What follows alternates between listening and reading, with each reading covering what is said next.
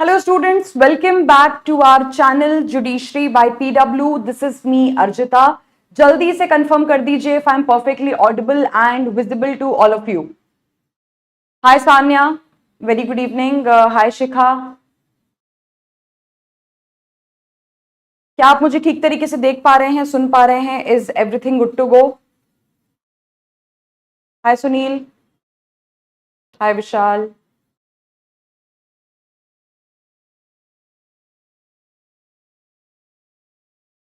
I think it's okay, है ना? Audio, video, tech check is good. Hi Advocate Chauhan ji. Yes, it's all clear. Thank you for confirming.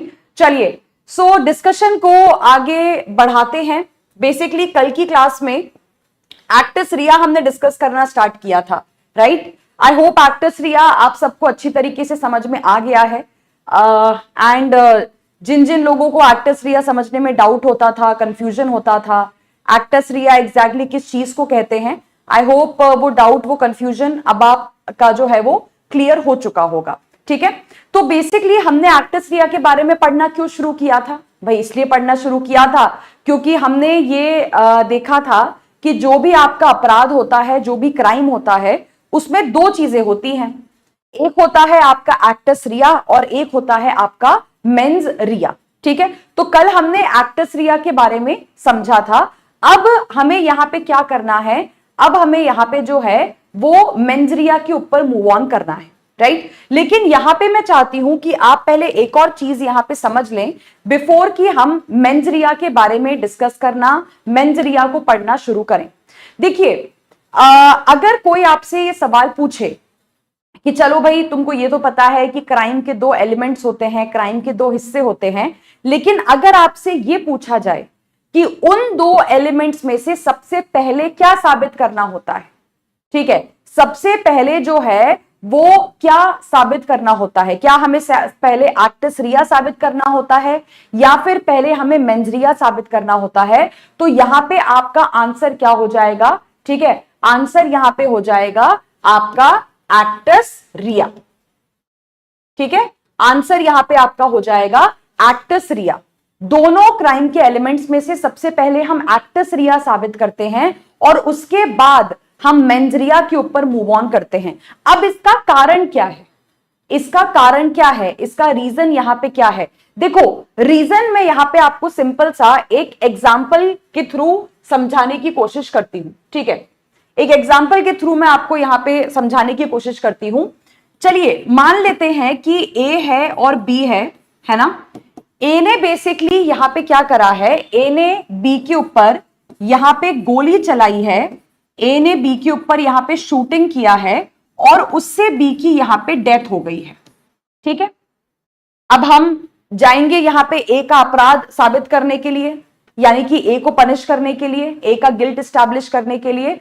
तो आपने कहा कि इसमें दो चीजें हैं जो हमको साबित करनी पड़ेंगी.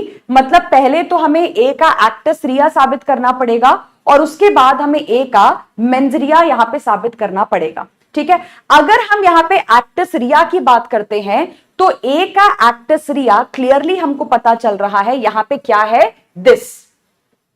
ठीक है, ए का जो एक्टस रिया है यहां पे वो क्या है? बी की डेथ कॉज करना. क्योंकि मर्डर में एक्टस रिया क्या दिया गया है कि जब कोई पर्सन किसी की डेथ कॉज करता है तो उसको हम मर्डर मान लेते हैं.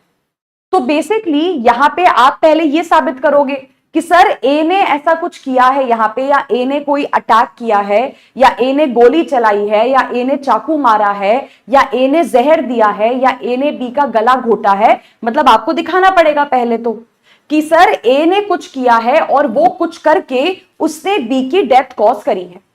यहां पे आप साबित कर जाओगे एक्टस रिया, जो मर्डर के अपराध की रिक्वायरमेंट है. ठीक है, अब मैंने आपसे क्या कहा कि एक्टस रिया साबित करने के बाद हम जाते हैं मेंस रिया को साबित करने के लिए. ठीक है, और ऐसा क्यों है? ऐसा इसलिए है क्योंकि अगर आप ये एक्टस रिया ही साबित नहीं कर पाए तो मेंस रिया साबित करके क्या करेंगे? मेंस रिया साबित करके क्या रिजल्ट यहां पे निकल के आएगा?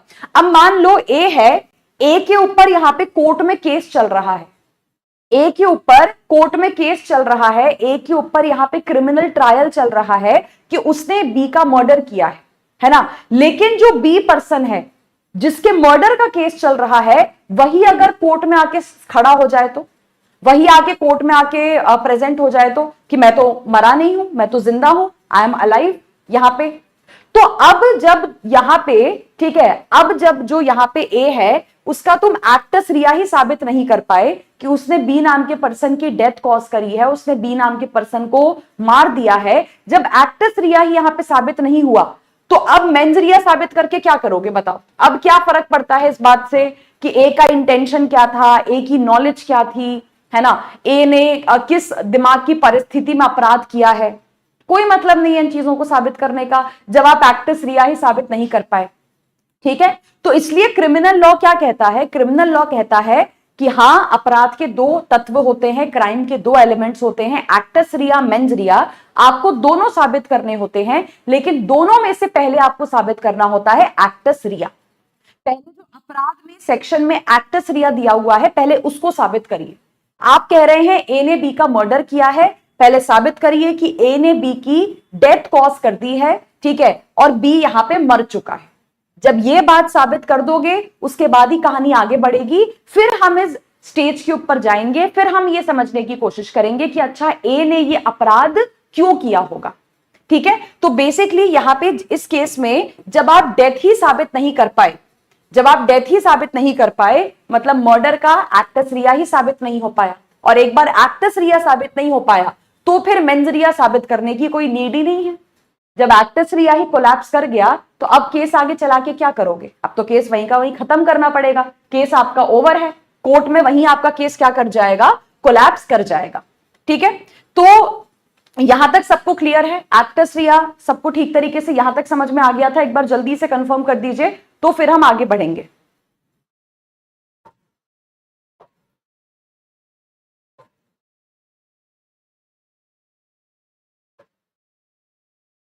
तो फिर हम आगे बढ़ेंगे।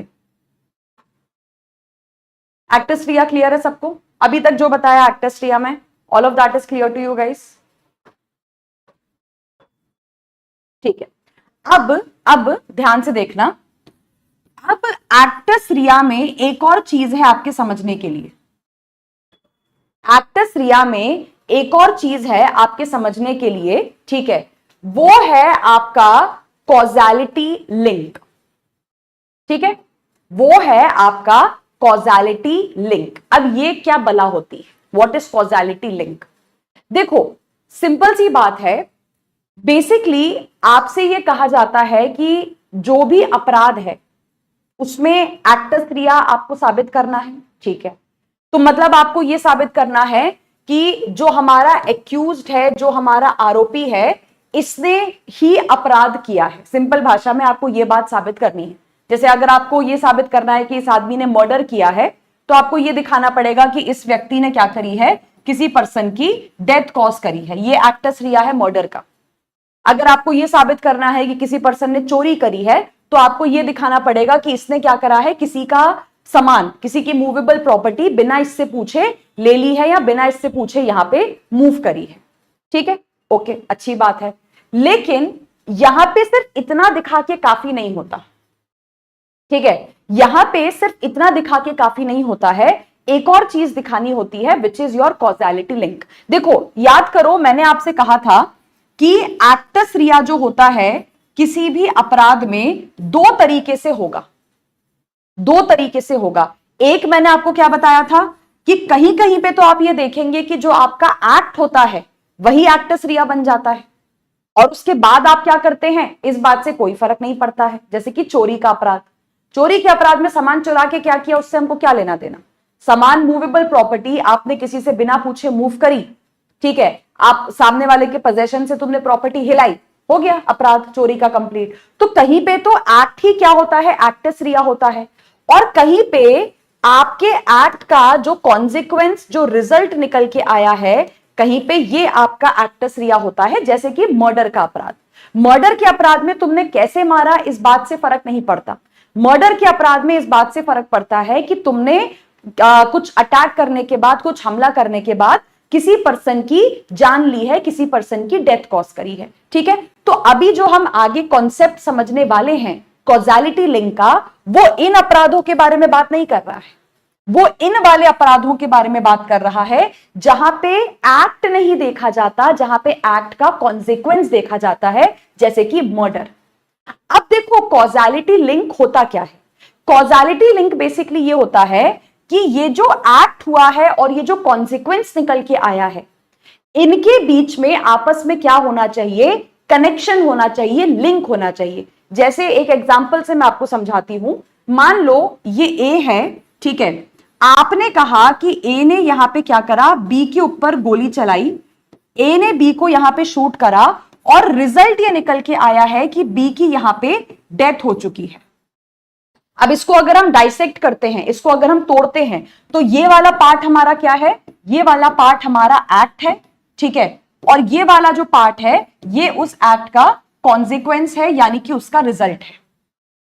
अब कॉजालिटी लिंक ये कहता है कि इन दोनों चीजों के बीच में लिंक एस्टैब्लिश करो, ये साबित करके दिखाओ कि ए के गोली चलाने की वजह से ही, ए के शूट करने की वजह से ही बी की डेथ हुई है, बी की मौत का और कोई कारण नहीं है। भाई हमको क्या पता, ये भी तो हो सकता है ना, जैसे कई बार इस तरीके के भी केसेस आते हैं, जैसे बॉलीवुड की पिक्चरों में दिखाया जाता है, हमको क्या पता, हो सकता है ए ने बी के ऊपर गोली चलाई हो, लेकिन वो गोली बी के बगल से होके निकल गई हो, कोई और पर्सन कहीं पे छुप के बैठा हो, उसने बी के ऊपर गोली चलाई और बी उसकी गोली से मरा है, बी ए की गोली से नहीं मरा है। ये बात हमको कैसे पता चलेगी? तो इस बात की भी जांच करनी पड़ेगी ना कि क्या ए ने जो गोली चलाई उससे बी की मौत हुई है या फिर बी की मौत का कारण कुछ और है। तो आप जिस पर्सन का एक्ट देख रहे हो, उसी पर्सन के एक्ट से कॉन्सिक्वेंस, रिजल्ट भी निकल के आना चाहिए, आपको यह भी साबित करना पड़ेगा। किनमें, किन अपराधों में यह साबित करोगे? जहां एक्टस रिया क्या होता है, एक्ट नहीं होता, एक्ट का कॉन्सिक्वेंस होता है। तो वहां पे एक्ट और कॉन्सिक्वेंस के बीच में रिलेशनशिप बनाने को कॉजालिटी लिंक कहते हैं। और अगर, ठीक है, अगर कॉजालिटी लिंक आप साबित नहीं कर पाए तो वही बात है, एक्टस रिया साबित नहीं कर पाओगे, और एक्टस रिया साबित नहीं कर पाए तो बेसिकली तुम्हारा यहां पे पूरा केस क्या हो जाएगा, कोलैप्स कर जाएगा, खत्म हो जाएगा। अब इसको एक एग्जांपल से समझो, ठीक है, इसको हम एक एग्जांपल से समझते हैं। जैसे मान लो ए है, ए ने यहां पे क्या करा, ए यहां पे बी को जान से मारना चाहता था, तो ए ने बी को यहां पे जहर दिया, पॉइजन दिया उसको जान से मारने के लिए। बी की मौत हो भी गई, बी यहां पे मर भी गया, बी की डेथ भी हो गई। लेकिन अब देखो क्या है, क्योंकि अननेचुरल डेथ यहां पे हुई है तो पोस्टमार्टम रिपोर्ट निकाली गई। पोस्टमार्टम रिपोर्ट में यह निकल के आया कि बी मरा तो है, लेकिन बी के जो मरने का कारण है वो यहां पे क्या है, वो हार्ट अटैक है। बी जहर खा के नहीं मरा है, या जहर से उसको कोई फर्क नहीं पड़ा जो ए ने उसको दिया। बी को फर्क किस चीज से पड़ा, बी को तो जो है ऑलरेडी हार्ट अटैक आ चुका था। जहर क्या होता है, जहर शरीर में जाके एक्ट करने में समय दिखाता है ना, ऐसा तो है नहीं, गोली तो है नहीं कि तुरंत शरीर में लग के असर दिखाना शुरू कर देगा। जहर का असर दिखने में टाइम लगता है, धीरे धीरे, जैसे जैसे वो बॉडी में, आपके खून में, आपके ब्लड में, आपके ऑक्सीजन में फैलता है वो। तो यहां पे जब ए ने बी को जहर दिया, उस समय ऑलरेडी बी को क्या आ चुका था, हार्ट अटैक आ चुका था, ठीक है। और बाद में पोस्टमार्टम में यही पता चला कि जो बी की मौत हुई है वो हार्ट अटैक की वजह से हुई है, ना कि जहर की वजह से हुई है, पॉइजन की वजह से हुई है, ठीक है। अब यहां पे इस एग्जाम्पल में हमको क्या समझ में आ रहा है, इस एग्जाम्पल में हमको यह समझ में आ रहा है कि मौत तो हुई है, डेथ हुई है। अब आप मेरे सवाल का जवाब दीजिएगा, यहां पे एक्ट भी हुआ है, ए ने बी को जहर दिया, वो एक्ट है, कॉन्सिक्वेंस भी निकल के आया है, रिजल्ट भी निकल के आया है कि बी की डेथ हो चुकी है। लेकिन क्या एक्ट और कॉन्सिक्वेंस के बीच में कोई रिलेशनशिप दिख रहा है, कोई लिंक दिख रहा है? Can you see any link over here? A B को जहर भी देता है, बी की मौत भी होती है, लेकिन क्या इन दो चीजों के बीच में कनेक्शन है, क्या इन दो चीजों के बीच में लिंक है? क्या कॉजालिटी लिंक आपको यहां पे दिख रहा है? इज इट प्रेजेंट, यस और नो? बताइए।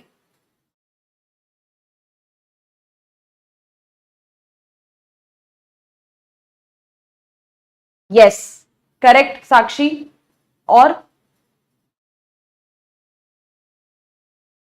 बाकी लोग? Manish correct answer, Siddhi correct answer, Priya correct answer, absolutely correct, absolutely correct.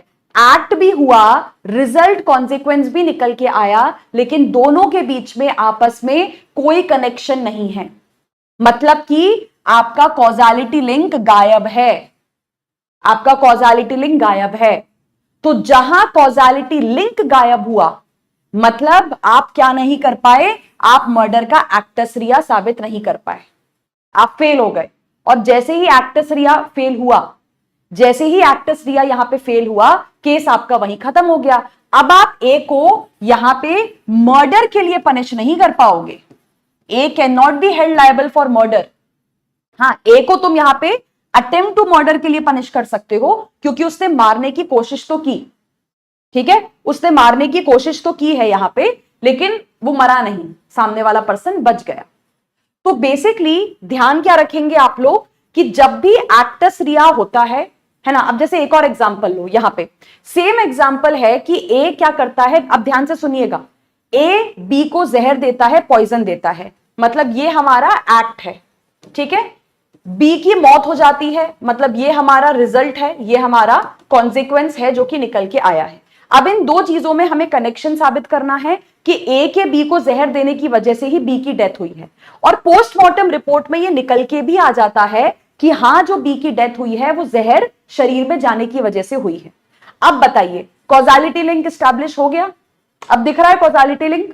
क्या अब एक्ट और जो रिजल्ट आया है उसमें आपस में कनेक्शन है, उसमें आपस में कनेक्ट है?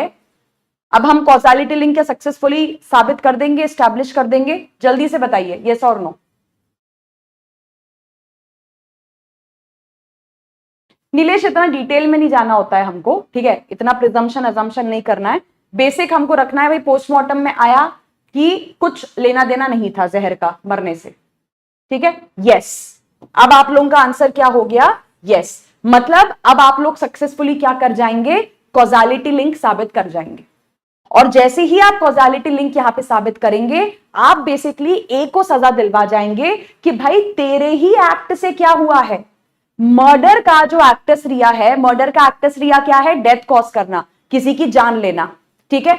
अब आप यहां पे साबित कर जाएंगे कि ये जो एक्टस रिया आया है, ये जो डेथ का कॉन्सिक्वेंस रिजल्ट निकल के आया है, ये किसकी वजह से निकल के आया है, ये ए के एक्ट से ही निकल के आया है। भाई तूने जहर दिया इसलिए मौत हो गई, सिंपल सी बात है। कॉजालिटी लिंक आपका क्या हो गया, यहां पे इस्टैब्लिश हो गया, स्थापित हो गया। मतलब मर्डर का एक्टस रिया आप सक्सेसफुली प्रूव कर गए। अब आप यहां पे क्या कर सकते हैं, मेंस रिया पे मूव कर सकते हैं। सो एक्टस रिया आप लोगों को समझ में आया? ये सारी चीजें आपको एक्टस रिया में ध्यान रखनी होती हैं।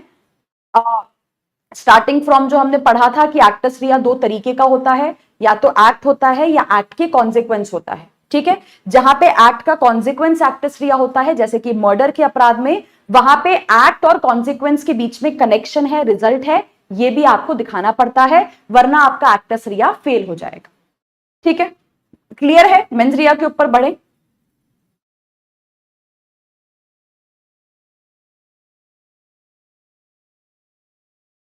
मेंस रिया के ऊपर बढ़े।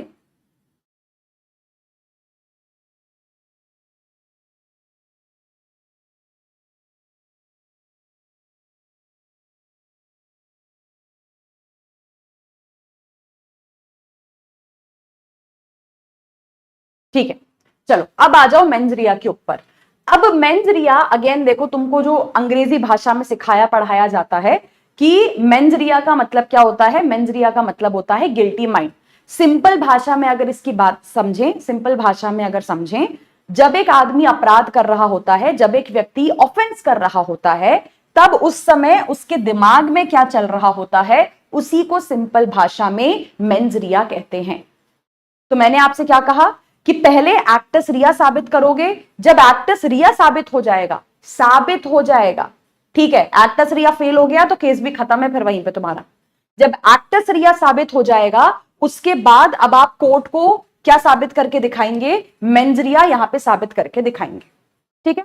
अब मेंस रिया में बेसिकली आपको क्या साबित करना है कि किसी व्यक्ति के दिमाग में क्या चल रहा है।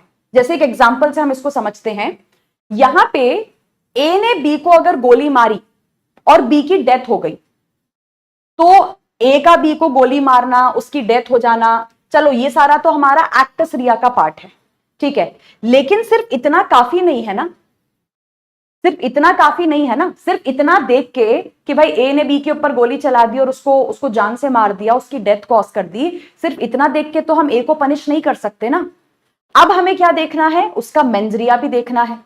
अब मेंजरिया में बहुत सारी चीजें हो सकती हैं। मेंजरिया मतलब ए के दिमाग में क्या चल रहा था जब वो बी को गोली मार रहा था, जब वो बी की हत्या कर रहा था, ठीक है। तो हमें बेसिकली अब ये देखना है कि क्या ए ने बी को जानबूझ के गोली मारी है, क्या ए सच में बी को मारना ही चाहता था, उसकी जान ही लेना चाहता था, ठीक है क्या। या फिर हो सकता है कि उसने जानबूझ के गोली नहीं मारी ए ने, वो तो ऐसे हवा में फायरिंग करता जा रहा था, बी बेचारा गलती से सामने आ गया, बी को गोली लग गई। तो क्या ए को नॉलेज थी, क्या ए को पता था कि उसके ऐसे गोली चलाने से, हवा में ऐसे अंधाधुंध फायरिंग करने से किसी पर्सन को गोली लग सकती है और कोई मर सकता है? मतलब कि क्या ए के दिमाग में नॉलेज था? या फिर हमें क्या पता कि हो सकता है बी जो है यहां पे वो किसी तरीके से अटैक कर रहा हो ए के ऊपर, और ए ने क्या करा, ए ने बेसिकली आपके प्राइवेट डिफेंस में आके, सेल्फ डिफेंस में आके बी का मर्डर कर दिया, ठीक है। जैसे इसका एक क्लासिक एग्जांपल मैं आपको देती हूं। अभी ये जो बिहार में भरत तिवारी केस हुआ है, सब जानते हैं इस केस के बारे में। ये जो अभी बिहार में भरत तिवारी एनकाउंटर केस हुआ है, सब लोग जानते हैं ना उस केस के बारे में? कोई है ऐसा जो नहीं जानता?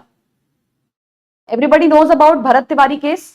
अब देखो, हम रियल लाइफ केस को ही डाइसेक्ट कर सकते हैं। रियल लाइफ केस से हम समझ सकते हैं कि इसमें एक्टस रिया क्या है और इसमें मेंस रिया क्या है, और कैसे एक्टस रिया और मेंस रिया को साबित किया जाता है।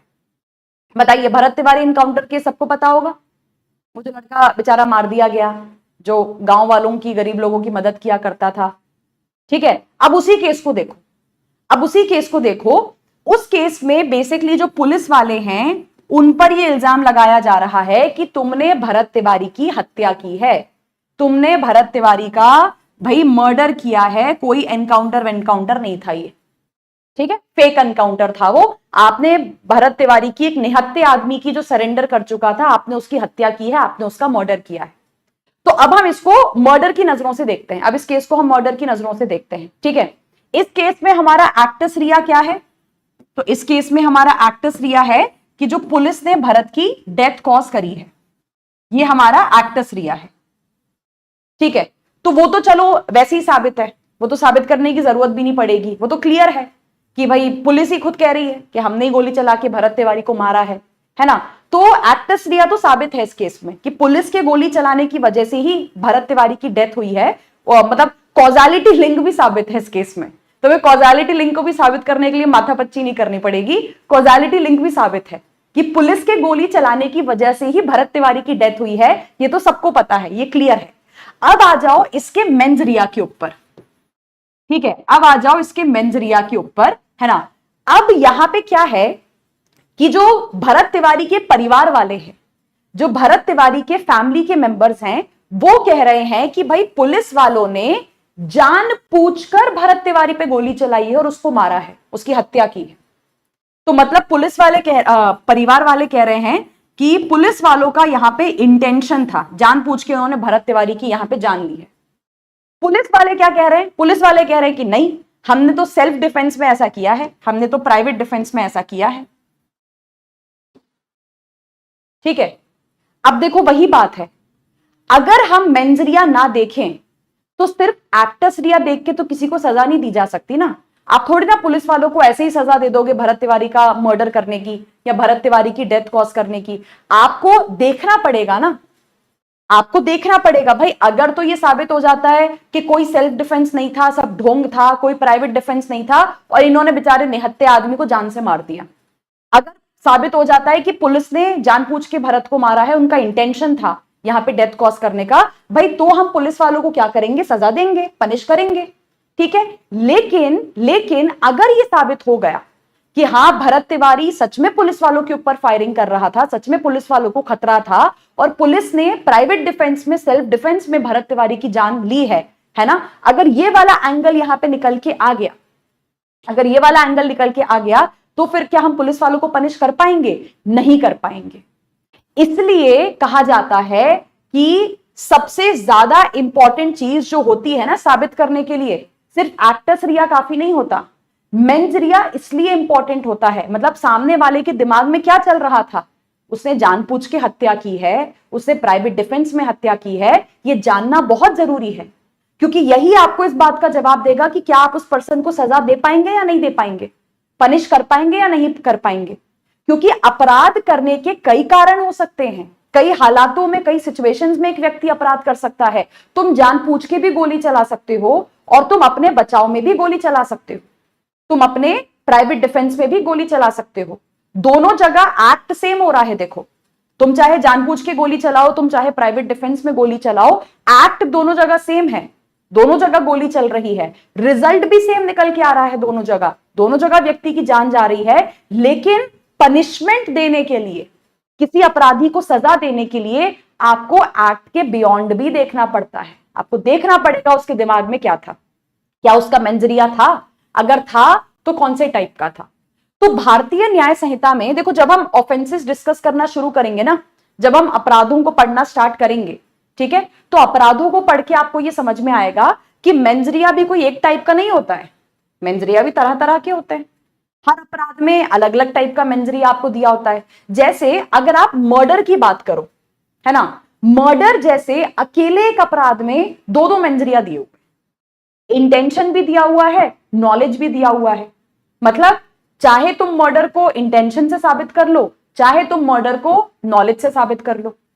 आपको कहीं पे डिसऑनेस्टली दिया होता है, जैसे चोरी का अपराध है वो डिसऑनेस्टली की बात करता है, चीटिंग का जो अपराध है वो फ्रॉड्यूलेंटली की बात करता है, कहीं कहीं पे लापरवाही लिखी होती है, कहीं कहीं पे लिखा होता है कि सामने वाला जो है वो उतावला हो रहा था, सामने वाला बहुत ही लापरवाही के साथ बिहेव कर रहा था, एक्ट कर रहा था। तो मेंजरिया जो होता है भारतीय न्याय संहिता में कोई एक टाइप का नहीं होता, मेंजरिया भी आपको अलग अलग तरीके के देखने को मिलेंगे। और उसके लिए अगेन आपको क्या देखना पड़ेगा, आपको सेक्शन को देखना पड़ेगा। सेक्शन पढ़ोगे, सेक्शन पढ़ के एक एक बात पता चल जाती है कि किस अपराध में क्या एक्टस रिया मांगा है, किस अपराध में मेंजरिया मांगा है और किस अपराध में मेंजरिया नहीं मांगा है। अभी हम उसके ऊपर भी आएंगे, ठीक है। तो जैसे मर्डर का अपराध है, तो मर्डर के ही अपराध में आप देखोगे कि दो दो मेंजरिया दिए हुए हैं, इंटेंशन भी दिया हुआ है, नॉलेज भी दिया हुआ है। इसका मतलब बेसिकली क्या है, इसका मतलब यह है हम मर्डर के अपराध को दोनों में से किसी भी एक मेंजरिया से साबित कर सकते हैं। पहले जब आप दिखा दोगे कि किसी पर्सन के एक्ट करने से किसी व्यक्ति की मौत हुई है, डेथ हुई है, मतलब जैसे ही आप एक्टस रिया साबित करोगे और उसके बाद आप मेंजरिया साबित करने पे जाओगे, तो मेंजरिया आप दोनों में से कुछ भी दिखा सकते हैं। आप चाहे तो इंटेंशन दिखा सकते हैं, चाहे तो आप नॉलेज यहां पे दिखा सकते हैं। लेकिन अगर इनमें से कुछ भी नहीं दिखा पाए, अब यहां पे एक और बात ध्यान रखना, अगर भारतीय न्याय संहिता का कोई अपराध है जो आपसे एक्टस रिया भी साबित करने को कह रहा है और मेंजरिया भी मांग रहा है, जैसे मर्डर का अपराध है, इसमें मेंजरिया चाहिए, क्लियरली लिखा हुआ है कि इंटेंशन और नॉलेज दिखाना पड़ेगा। तो जिन अपराधों में मेंजरिया भी मांगा गया है, अगर तुम मेंजरिया साबित करने में फेल हुए तो फिर वही बात होगी कि तुम अपराध को साबित नहीं कर पाओगे, ठीक है। तो फिर तुम अपराध को यहां पे साबित नहीं कर पाओगे। अब जैसे यहां पे देखो, ठीक है, यहां पे देखो कि मेंजरिया किस तरीके से काम करता है। दो एग्जाम्पल हैं। पहले एग्जाम्पल में ए क्या कर रहा है, ए यहां पे बी के ऊपर गोली चला रहा है, ए बी को शूट कर रहा है, ठीक है। तो एक्ट तो सेम है, गोली चल रही है, बी का मर्डर हो रहा है, वो चीज तो सेम है।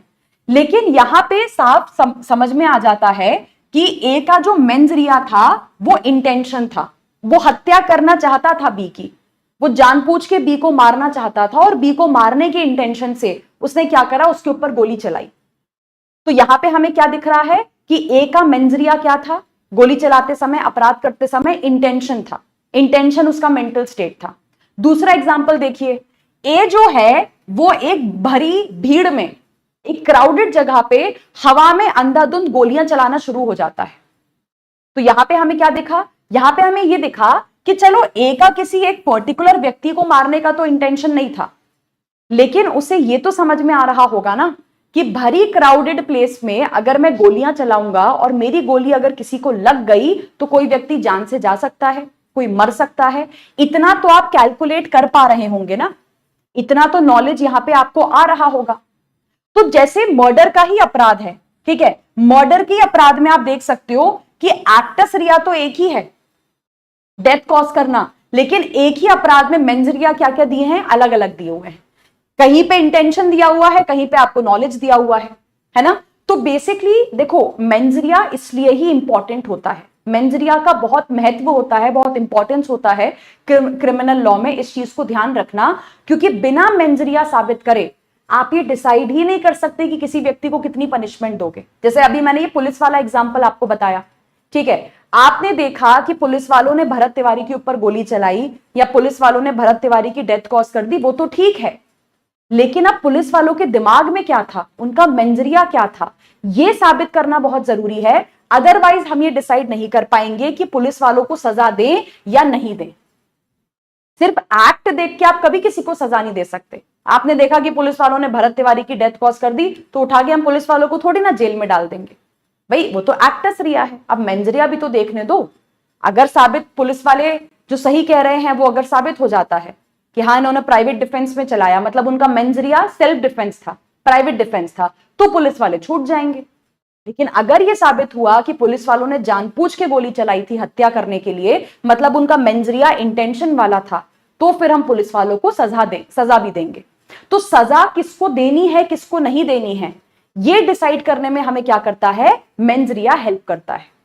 क्योंकि कोई भी अपराध अगर आप देखोगे, कोई भी अपराध बहुत अलग अलग सिचुएशंस में हो सकता है, अलग अलग सर्कमस्टांसेस में हो सकता है। मैं आपका मर्डर जानबूझ के भी कर सकती हूं, मैं आपका मर्डर नॉलेज के साथ भी कर सकती हूं, मैं आपका मर्डर गलती से भी कर सकती हूं, और मैं आपका मर्डर प्राइवेट डिफेंस में आके भी कर सकती हूं। चारों सिचुएशंस में काम सेम हो रहा है, मर्डर काम सेम हो रहा है, तुम्हारी डेथ, तुमको जान से मारा जा रहा है, लेकिन चारों में मेरी दिमाग की स्थिति सेम नहीं है, मेरा जो मेंटल स्टेट है वो आपका यहां पे सेम नहीं है। और मेंजरिया ही यहां पे बेसिकली आपको डिसाइड करके बताता है कि क्या सामने वाले पर्सन को पहले तो पनिश किया जाए, और अगर किया जाए तो कितना किया जाए। याद करिए, मैंने आपको बताया था जब हमने पढ़ा था juris prudential essence, I think कल ही पढ़ के हटे थे हम, याद है? जूरिस प्रूडेंशियल एसेंस हमने पढ़ा था, कितनों को याद है? कितनों को याद है क्या पढ़ा था हमने जूरिस प्रूडेंशियल एसेंस में?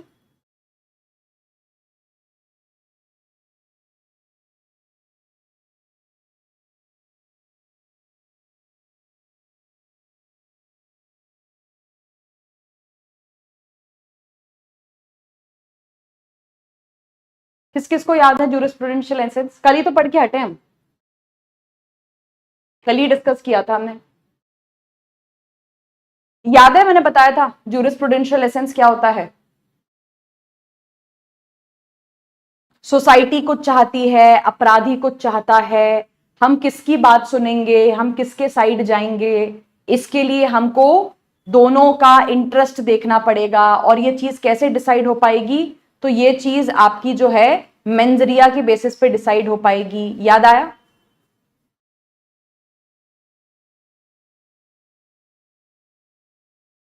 हाँ याद है ना? तो बेसिकली उसमें क्या बताया था मैंने आपको, जूरिस्प्रूडेंशियल एसेंस में हमने यही समझा था ना कि एक तरफ आपकी सोसाइटी होगी, सोसाइटी तो चाहेगी कि भाई अपराधी है, अपराधी को उठा के जेल में डाल दो। अब यही वाला एग्जांपल ले लो, ठीक है, ये जो आपका बिहार पुलिस वाला केस है, ये जो आपका बिहार पुलिस वाला केस है, इसमें लोग क्या हैं, बिहार पुलिस के खिलाफ गुस्से में हैं, सारे लगे हुए हैं कि बिहार पुलिस के ये जो बंदे बंदे थे, इनको उठा के जेल में डालो, इन्होंने हत्या करी है भरत तिवारी की। तो सोसाइटी तो यही चाहती है हमेशा कि आदमी को उठा के जेल में डाल दो, सजा दो उसको वहां पे, ठीक है। लेकिन हमें क्या है भाई, हमें आरोपी के पॉइंट ऑफ व्यू से भी तो देखना पड़ेगा ना, हमें पुलिस वालों के पॉइंट ऑफ व्यू से तो भी देखना पड़ेगा कि पुलिस वालों ने गोली क्यों चलाई है। और उसके बाद हम ये डिसाइड करेंगे कि किसकी बात सुने, सोसाइटी की बात सुने या आरोपी की बात सुने। और मैंने आपसे क्या कहा था, ये कैसे डिसाइड होता है कि इनकी बात सुने या उनकी बात सुने? मेंजरिया देख के। अगर सोसाइटी सही निकलती है कि पुलिस वालों ने जानबूझ के हत्या की है, तो भाई ठीक है, उठा के डाल देंगे पुलिस वालों को जेल में। लेकिन अगर यहां पे पुलिस वाले सही निकलते हैं तो फिर हमें उनको जाने देना पड़ेगा, फिर हम उनको यहां पे पनिश नहीं कर सकते। ठीक है, तो किसी भी अपराध में ध्यान रखना मेंस रिया पता करना क्यों जरूरी होता है, क्योंकि मेंस रिया अलग अलग हो सकता है। ठीक है, मेंस रिया अलग अलग हो सकता है, कई तरह के मेंस रिया होंगे जो आपको भारतीय न्याय संहिता में देखने को मिलेंगे।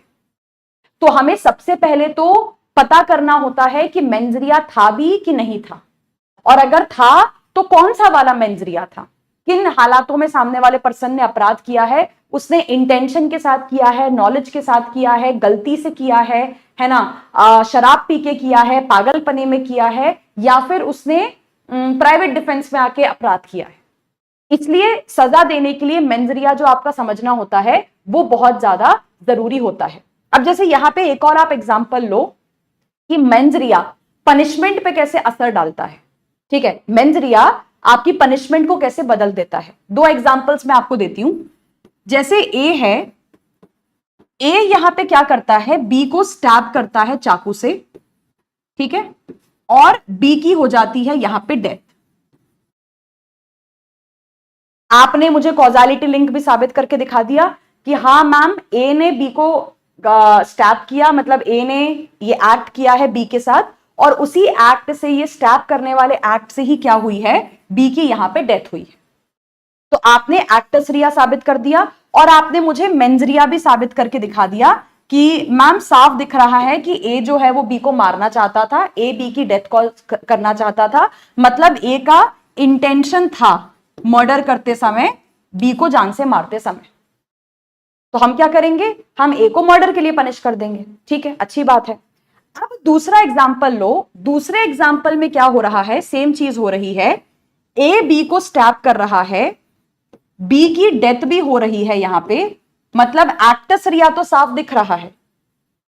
ठीक है, एक्टस रिया तो साफ दिख रहा है कि ए ने बी को स्टैब किया, ए के बी को स्टैब करने की वजह से बी की डेथ हो गई, दोनों चीजों के बीच में कनेक्शन भी है, मतलब कॉजालिटी लिंक भी है। लेकिन अब होता क्या है, बाद में पता चलता है, क्योंकि अब एक्टस रिया तो साबित हो गया, अब हम जाएंगे मेंस रिया के ऊपर। मेंस रिया में यह निकल के आया कि ए को एक्चुअल में ग्रेव और सडन प्रोवोकेशन दिया गया था, और उसकी वजह से उसने बी की क्या करी है, हत्या करी है। अब कैन यू नोटिस, दोनों एग्जाम्पल्स में एक्ट सेम हो रहा है, स्टैबिंग का एक्ट सेम है, रिजल्ट भी दोनों में सेम निकल के आ रहा है, लेकिन क्योंकि दोनों एग्जाम्पल्स में ए की मेंटल स्टेट अलग अलग है। एक जगह वो इंटेंशन के साथ मर्डर कर रहा है, एक जगह वो ग्रेव एंड सडन प्रोवोकेशन के साथ मर्डर कर रहा है। तो मतलब ये वाला जो केस है आपका, ये चला जाएगा मर्डर में, ये बन जाएगा मर्डर का अपराध, और ये चला जाएगा आपका कल्पेबल होमोसाइड में, नॉट अमाउंटिंग टू मर्डर में। तो आई होप यू रियलाइज कि मेंस रिया कितना ज्यादा इंपॉर्टेंट होता है, और क्यों मेंस रिया देखना जरूरी होता है, क्योंकि मेंस रिया ही हमें यह बताएगा कि सामने वाले पर्सन को कौन से अपराध की सजा मिलेगी और कितनी सजा यहां पे मिलेगी।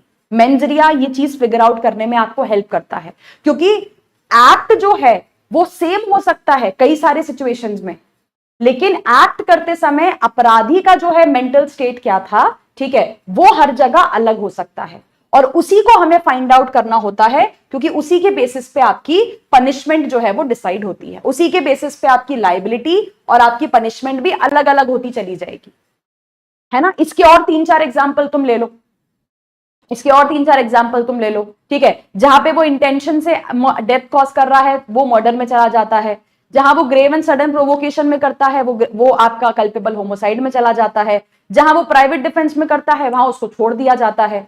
तो लायबिलिटी या किसी पर्सन को सजा देना सिर्फ इस बात पे निर्भर नहीं करता कि उसने क्या किया और ये देखो उसने किसी की डेथ कॉज कर दी, नहीं, सिर्फ इतना मैटर नहीं करता, हमें सामने वाले पर्सन का स्टेट ऑफ माइंड भी देखना होता है, क्योंकि अलग अलग स्टेट ऑफ माइंड से सजा भी बदल जाती है, पनिशमेंट भी बदल जाती है, और उसको सजा देनी है या नहीं देनी है ये पॉइंट भी आपका बदल जाता है।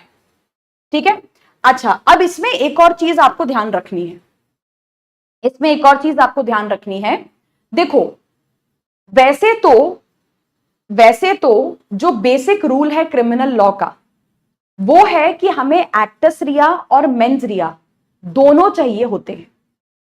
भारतीय न्याय संहिता के मैक्सिमम अपराध अगर आप देखेंगे, मैक्सिमम ऑफेंसेस अगर आप देखेंगे, आपको एक्टस रिया और मेंस रिया दोनों लिखाई देगा, दोनों जो है लिखा हुआ दिखाई देगा सेक्शन के अंदर में।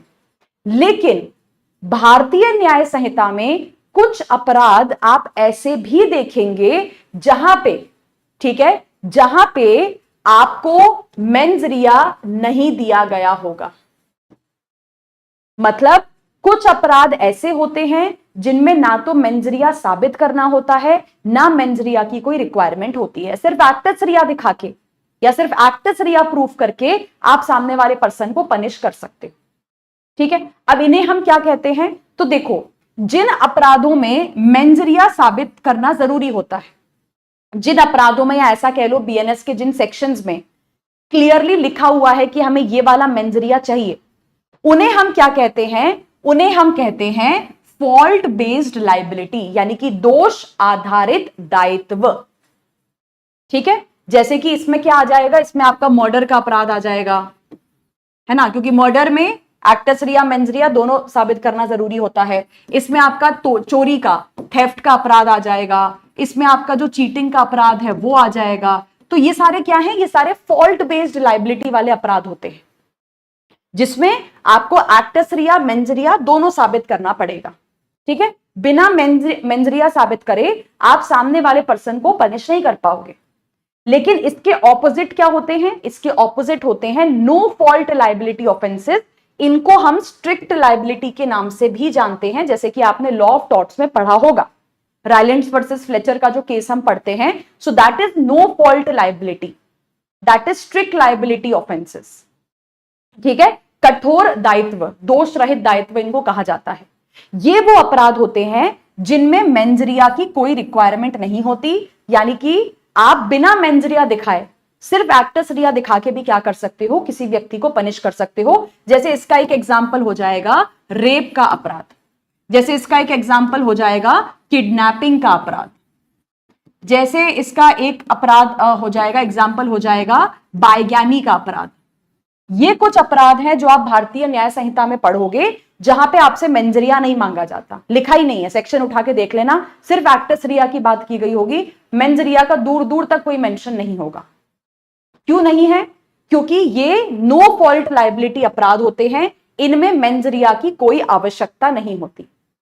तो बेसिक क्रिमिनल प्रिंसिपल देखो क्या है, जो बहुत ही सीरियस नेचर के अपराध होते हैं, जैसे मर्डर वगैरह है, वहां पे आपसे मेंस रिया भी मांगा जाएगा और एक्टस रिया भी मांगा जाएगा। लेकिन कुछ अपराध आप देखोगे वहां पे बिना मेंस रिया साबित करे, सिर्फ एक्टस रिया के साथ भी आप क्या कर सकते हैं? सामने वाले को पनिश कर सकते हैं। तो दो तरीके के अपराध होते हैं बीएनएस में, दो कैटेगरीज में आप उनको डिवाइड कर सकते हैं।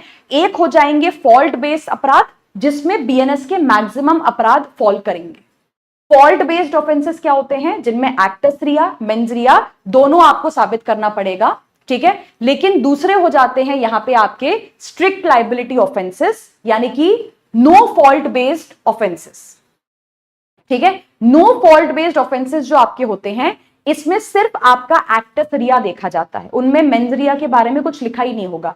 जैसे कि इसका एक एग्जांपल अगर हम लेते हैं, अगर आप उठा के देखिए रेप वाला सेक्शन, ठीक है, रेप वाला सेक्शन उठा के देखिए भारतीय न्याय संहिता में, वहां पे सिर्फ आपको एक्ट बताया गया है कि किसी भी लड़की के साथ या किसी भी महिला के साथ अगर ऐसे ऐसे फिजिकल एक्ट किया जाता है तो वो आपका रेप का अपराध माना जाएगा। सिर्फ इतना ही बताया गया है, वहां पे कहीं नहीं लिखा हुआ है कि सामने वाले पर्सन ने वो एक्ट जो है इस इंटेंशन के साथ करा होना चाहिए, या नॉलेज के साथ करा होना चाहिए, या XYZ चीज के साथ करा होना चाहिए।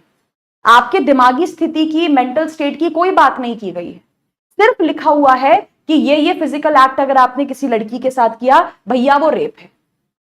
ठीक है, वो रेप है। अब जैसे यहां पे एक और एग्जांपल हम लेते हैं, जैसे किडनैपिंग का अपराध है। किडनैपिंग में भी हम दो तरीके की किडनैपिंग पढ़ते हैं, तो इसमें हम एग्जांपल लेते हैं किडनैपिंग फ्रॉम लॉफुल गार्डियनशिप का। ठीक है, किडनैपिंग फ्रॉम लॉफुल गार्डियनशिप क्या कहता है कि अगर कोई बच्चा है, यानी कि 18 साल से कम उम्र का व्यक्ति है, इसे अगर तुम इसके माँ बाप से बिना पूछे या इसके लॉफुल गार्डियन से बिना पूछे अगर तुम इसको कहीं पे लेके चले जाते हो उनकी कस्टडी के बाहर, उनके पोजेशन के बाहर, तो ये किडनैपिंग का अपराध है। तो आप देख रहे हो, मतलब इस बात से कोई फर्क नहीं पड़ रहा कि तुम उस बच्चे को क्यों लेके गए थे। हो सकता है तुम उस बच्चे को घुमाने के लिए लेके चले गए थे, हो सकता है कि आप उस बच्चे को जो है यहाँ पे वो चॉकलेट दिलाने के लिए लेके चले गए थे, हो सकता है वो बच्चा रो रहा था, आप थोड़ी देर को जो है उसको मन बहलाने के लिए उसको लेके चले गए थे, राइट। लेकिन इस बात से कोई फर्क नहीं पड़ता, इस बात से कोई फर्क नहीं पड़ता यहां पे, है ना। किडनैपिंग का जो अपराध है उसमें हमको फर्क ही नहीं पड़ रहा कि भाई तुम्हारे दिमाग में क्या चल रहा था। हमें सिर्फ ये देखना है कि क्या आप किसी बच्चे को उसके माँ बाप से, उसके लॉफुल गार्डियन से दूर लेके गए हैं क्या बिना उनसे पूछे हुए, बस बात खत्म है। अब तुम्हारे दिमाग में कुछ भी चल रहा हो, दैट डज नॉट मैटर, ठीक है। तो इनको क्या कहा जाता है, इनको कहा जाता है आपका स्ट्रिक्ट लाइबिलिटी ऑफेंसेस, ठीक है। तो स्ट्रिक्ट लाइबिलिटी में हमारा फोकस सिर्फ किस चीज के ऊपर होता है, आपके अपराध के एक्ट के ऊपर, आपके दिमाग में क्या था, है ना, क्यों तुमने अपराध किया, किस पर्पस से तुमने अपराध किया, उससे कोई फर्क नहीं पड़ता, ठीक है। तो बेसिकली जब भी आप कोई ऑफेंस पढ़ेंगे भारतीय न्याय संहिता में, आपको दोनों चीजें चेक करनी है। नंबर 1, उस एक्ट का एक्टस रिया क्या है। नंबर 2, क्या उस सेक्शन में या क्या उस अपराध में पहले तो मेंजरिया मांगा है।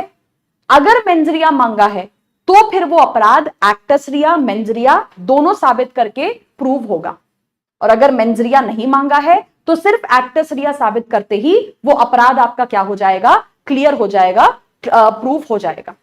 Is this clear, is this clear, यहां तक समझ में आ गया,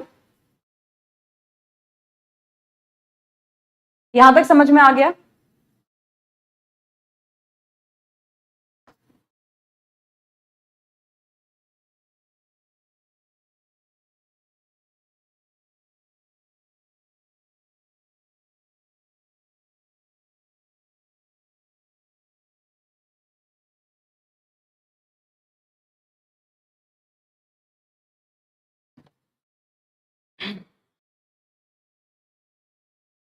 ठीक है, अब इसमें एक इंपॉर्टेंट केस है जो आपको ध्यान रखना है, that is state of Maharashtra versus Mayer Hans George का केस, ठीक है। ये केस आपको आंसर में लिखना होता है, खास करके अपने मेंस के आंसर में। तो बेसिकली ये जो केस है, इससे वही बात साबित होती है जो मैंने आपको अभी बताया कि हर अपराध में एक्टस रिया, मेंस रिया दोनों की रिक्वायरमेंट नहीं होती है। अब ये केस क्या था, ये केस मैं आपको बता देती हूं। बेसिकली इस केस में एक आदमी है जो कि ज्यूरिक से, यानी कि स्विट्जरलैंड से कहां जा रहा होता है, मनीला फिलीपींस जा रहा होता है, ठीक है। एक देश से दूसरे देश ये जा रहा है बैठ के फ्लाइट में। रास्ते में इसका जो ये एयरक्राफ्ट है, इसका जो ये फ्लाइट है, ये इंडिया में रुकता है। अब जब ये इंडिया में रुकता है तो सभी पैसेंजर्स की यहां पे जांच की जाती है, सभी पैसेंजर्स के लिए जो है यहाँ पे, सभी पैसेंजर्स का यहाँ पे एक तरीके से कह लो फ्रिस्किंग होती है, जांच वांच यहाँ पे की जाती है, ठीक है। तो जांच हुई यहाँ पे, तो ये जो पर्सन था मेयर हैंस जॉर्ज, इसके पास से क्या निकला, इसके पास यहाँ पे काफी सारा किलो सोना निकला, अराउंड आई थिंक 32 या 36 किलो कुछ ऐसा सोना ये अपने साथ लेके कैरी कर रहा था, समथिंग लाइक दैट, ठीक है। मतलब एक जैकेट पहना हुआ था, जैकेट में जो है अलग अलग पॉकेट्स वगैरह थी, अलग अलग जेबें थी, और उसमें इन्होंने उसमें इसने वो सारा सोना जो है वो छुपाया हुआ था। अब होता क्या है कि पुलिस इसको पकड़ लेती है, पुलिस जो है वो इसको पकड़ लेती है। यहाँ पे पुलिस उससे कहती है कि भाई इतना ज्यादा सोना आप इंडिया में नहीं लेके आ सकते बिना पूछे, बिना परमिशन के, ये तो अपराध कर दिया आपने, अब आपको जेल जाना पड़ेगा। तो मेयर हैंस जॉर्ज ये कहता है कि सर ठीक है, मैं मानता हूं कि मैं आपके देश में इतना सारा सोना लेके आया हूं, लेकिन मैंने जानबूझ के नहीं किया ऐसा। भाई मेरा तो जो प्लेन है वो ज्यूरिक से मनीला फिलीपींस जा रहा है, मेरे को तो इंडिया आना भी नहीं था, मैं तो इंडिया में आया भी नहीं हूं यहाँ पे। तो ऐसा तो नहीं है कि मैं कोई जानबूझ के इलीगली सोना आपके देश में लेके आ रहा था। और ना मेरे को पता था, ना मेरे को नॉलेज थी भाई, मुझे नहीं पता था आपके देश में सोना लेके आने के पहले आरबीआई से पूछना पड़ता है, XYZ परमिशंस लेनी पड़ती हैं, और मुझे तो ये भी नहीं पता था कि हम आपके देश में आने वाले हैं। मेरी तो भाई फ्लाइट थी, ऐसे ऐसे थी, मुझे क्या पता था वहां पे मुझे इंडिया में पकड़ लिया जाएगा। तो कुल मिला के मेयर हैंस जॉर्ज का ये कहना था कि सर मेरा एक्ट तो है, एक्टस रिया तो है कि मैं इलीगली काफी सारा सोना आपके देश में गलत तरीके से लेके आ गया, लेकिन सर मेरा मेंजरिया नहीं है, मैंने कोई इंटेंशन या नॉलेज के साथ ही अपराध नहीं किया है। तो जब तक मेंजरिया नहीं साबित होता सर, सिर्फ एक्टस रिया के साथ आप मुझे कैसे पनिश कर सकते हो? क्रिमिनल लॉ तो यही कहता है ना कि एक्टस रिया मेंजरिया दोनों साबित करोगे तभी अपराध बनेगा, मेंजरिया नहीं साबित करोगे तो अपराध नहीं बनेगा। सुप्रीम कोर्ट ने कहा you are wrong, Supreme Court ने कहा यू आर रॉन्ग। उन्होंने कहा तुम्हारी बेसिक अंडरस्टैंडिंग बहुत बढ़िया है क्रिमिनल लॉ की, कि एक्टस रिया मेंजरिया दोनों दिखाना पड़ता है, लेकिन ऐसा है कि हर अपराध में नहीं दिखाना पड़ता है। ठीक है, कुछ ऐसे अपराध होते हैं जिसमें जो हमारा लेजिस्लेचर होता है, यानी कि जो कानून बनाने वाले लोग होते हैं, वो मेंजरिया को बाहर रख देते हैं। ठीक है, हमें मेंजरिया नहीं दिखाना पड़ता, मेंजरिया की कोई रिक्वायरमेंट नहीं होती है वहां पे, हम सिर्फ एक्ट देखते हैं और एक्ट देख के हम सजा दे देते हैं। जैसे कि बच्चों के साथ होने वाले सेक्सुअल ऑफेंसेस, बच्चों के साथ होने वाले सेक्सुअल ऑफेंसेस में भाई तुमने किसी बच्ची के साथ सेक्सुअल ऑफेंस क्यों किया होगा, इस बात से हमको क्या लेना देना है, क्या करेंगे हम इस जानकारी का? तुम्हारा इंटेंशन था, तुम्हारा नॉलेज था, डज नॉट मैटर ना। तो कुछ अपराधों में मेंजरिया क्या था, तुमने अपराध क्यों किया, तुम्हारी मानसिक स्थिति क्या थी, ये कोई मैटर नहीं रखता, उस बात से कोई फर्क नहीं पड़ता है। कुछ अपराधों में आपको सिर्फ एक्ट देखना होता है और एक्ट देख के आपको डिसाइड करना होता है कि क्या सामने वाले पर्सन ने गलत काम किया है, अगर हां उठा के जेल में डाल दो, अगर नहीं तो उसको छोड़ दो। ठीक है, तो पहली बात तो सुप्रीम कोर्ट ने इस केस में दो बात कही थी। एक आपकी मिस्टेक ऑफ लॉ की बात की गई थी कि भाई सिंपल सी बात है, यहां पे जो आपका लॉ, आपका जो यहां पे लॉ है इंडिया का, ठीक है, तो इंडिया के लॉ में आपको पता होना चाहिए इस चीज के बारे में। ठीक है, आपको इस चीज के बारे में जो है वो पता होना चाहिए कि किस कंट्री के क्या रूल्स एंड रेगुलेशंस होते हैं यहां पे। तो आपको लॉ के बारे में नहीं पता है, इंडिया में इतना इतना सोना ला सकते हैं, ये चीज नहीं पता है, तो mistake of law as a defence आपका कहीं पे भी अलाउड नहीं होता है, नंबर वन। नंबर टू चीज ये है कि आपने जो अपराध किया है, देखो किसी देश के अंदर में इलीगल स्मगलिंग वगैरह करना, सोना वगैरह जो है वो लेके जाना, ठीक है, ये बेसिकली क्या हो जाता है, ये बेसिकली आपका एक तरीके का सोशियो इकोनॉमिक ऑफेंस हो जाता है। ठीक है, ये बेसिकली आपका एक तरीके का सोशियो इकोनॉमिक ऑफेंस हो जाता है। इसमें आपने किसी की कोई जान मान तो ली नहीं है, कोई चोरी चकारी तो की नहीं है, बेसिकली इलीगल स्मगलिंग का केस है। आप किसी देश में कोई गलत चीज गलत तरीके से स्मगल करके लेके जा रहे, ठीक है। तो यहां पे कोर्ट ने कहा, सुप्रीम कोर्ट ने कहा कि ऐसे जो केसेस, ऐसे जो अपराध होते हैं, ये स्मगलिंग वाले सोशियो इकोनॉमिक ऑफेंसेस जो आपके होते हैं, इनमें मेंजरिया नहीं दिखाना पड़ता। अब चाहे आपसे गलती से अपराध हुआ हो, चाहे आपने जानबूझ के अपराध किया हो, चाहे फॉर व्हाटसोएवर रीजन आपसे अपराध हुआ हो, डज नॉट मैटर। हमारे लिए सिर्फ आपका एक्ट मैटर रखता है कि क्या आप हमारे देश में कोई चीज स्मगल करके लेके आए हैं, क्या आप कोई चीज हमारे देश में जो प्रोहिबिटेड है, ठीक है, उसे गलत तरीके से लेके आए हैं। अगर हां तो वो बेसिकली आपका एक अपराध बन जाएगा, अगर नहीं तो अपराध नहीं बनेगा। तो मेयर हैंस जॉर्ज का जो केस है, इसी में बेसिकली आपको नो फॉल्ट लाइबिलिटी और फॉल्ट लाइबिलिटी के ऑफेंसेस के बीच का सुप्रीम कोर्ट ने डिफरेंस समझाया था कि कुछ अपराधों में एक्टस रिया मेंस रिया दोनों मांगते हैं, जहां दोनों मांगते हैं तो वहां दोनों साबित करना पड़ेगा ऑफेंस को, किसी पर्सन की लाइबिलिटी स्टैब्लिश करने के लिए। जहां पे एक्टस रिया मांगा है सिर्फ और मेंस रिया नहीं मांगा है, तो वहां पे सिर्फ एक्टस रिया दिखा के भी काम चल जाता है, mains Riya is not a requirement. Is this clear? यहां तक समझ में आ गया आप लोगों को?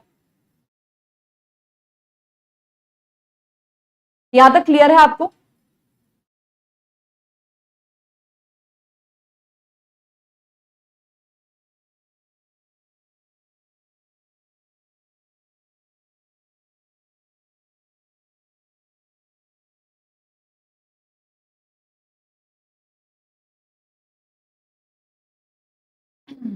Is this clear?